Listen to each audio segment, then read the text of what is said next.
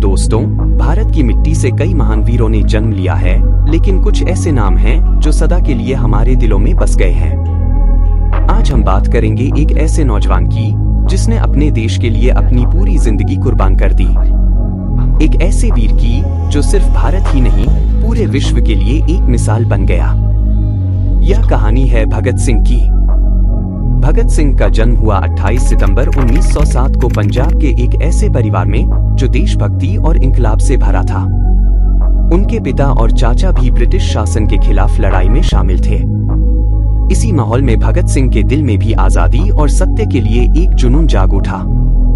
दोस्तों, भगत सिंह सिर्फ 12 साल के थे जब उन्होंने जलियांवाला बाग का वो कठिन दिन देखा, जब अंग्रेजों ने हमारे कई भाई बहनों को बेरहमी से गोलियों से छलनी कर डाला।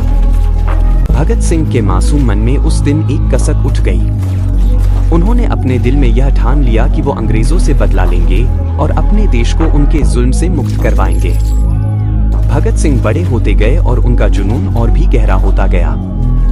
उन्होंने देश के कई क्रांतिकारी नेताओं से प्रेरणा ली, जिसमें चंद्रशेखर आजाद और राम प्रसाद बिस्मिल जैसे वीरों का योगदान शामिल है। उन्होंने अपने देश की आजादी के लिए हिंसा का रास्ता चुना, क्योंकि उनका मानना था कि अंग्रेजी सरकार को उनकी ही भाषा में जवाब देना जरूरी है। 1929 में भगत सिंह और बटुकेश्वर दत्त ने सेंट्रल असेंबली में बम फोड़ा। यह बम किसी को नुकसान पहुंचाने के लिए नहीं था, बल्कि ब्रिटिश सरकार को एक संदेश देने के लिए था। यह था आजादी की एक पुकार जो पूरे भारत में गूंज उठी, इंकलाब जिंदाबाद। उनका बस इतना ही कहना था, अगर हमारे देश की आवाज को दबाओगे तो यह आवाज और भी गूंज उठेगी। जब भगत सिंह को गिरफ्तार किया गया तो ब्रिटिश सरकार ने सोचा कि उनका जज्बा टूट जाएगा, लेकिन भगत सिंह ने जेल में भी अपने इरादे मजबूत रखे, अपने साथियों को प्रेरणा दी और आज भी उनकी वो हिम्मत हमें एक नए जज्बे से भर देती है। क्या हमारे पास भी वो हिम्मत है जो भगत सिंह के पास थी? कोर्ट में जब भगत सिंह से पूछा गया कि उन्होंने ऐसा क्यों किया, तो उन्होंने बड़े साफ शब्दों में कहा, मैं अंग्रेजी सरकार के जुल्म के खिलाफ हूँ और मेरे पास सिर्फ एक ही मकसद है, भारत की आजादी।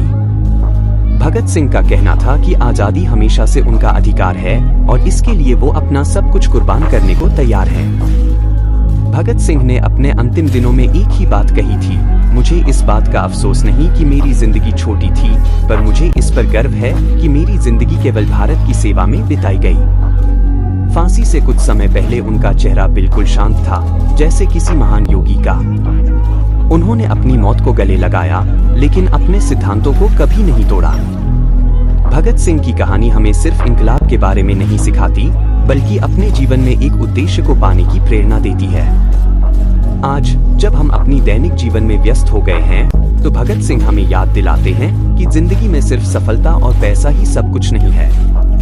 कभी कभी एक ऐसे उद्देश्य के लिए लड़ना भी जरूरी है जो सिर्फ अपने लिए नहीं, बल्कि समाज और देश के लिए हो।